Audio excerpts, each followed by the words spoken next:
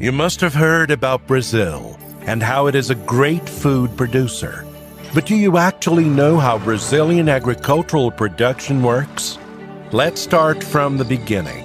Here is Brazil, this great country located in South America, the fifth largest country in the world, home of great biodiversity and rich in natural resources. Brazil is also the third largest agricultural exporter in the world.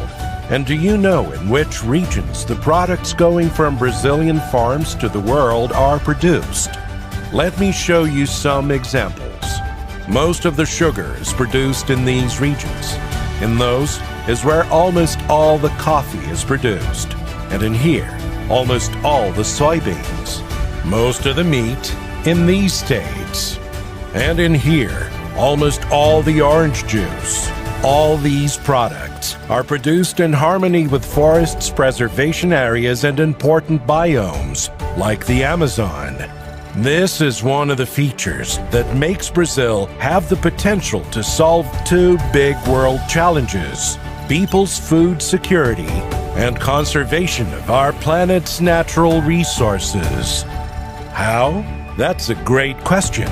In 40 years, Brazil's crop production grew 385%, while its agricultural area increased only by 32%. Brazil has learned to produce more using less land, and this has helped to transform it from a food importer country into one of the main global suppliers.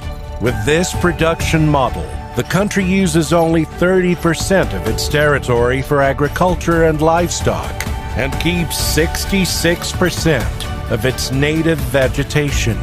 This protects important ecosystems like the Amazon biome that has 84% of its native area preserved. With the increase in productivity, Brazil has spared 134 million hectares. This represents an area larger than Germany, France, the Netherlands, Portugal, and Belgium together. Brazil has the climate, land, and technology to produce safe and good quality food for the world in a sustainable way.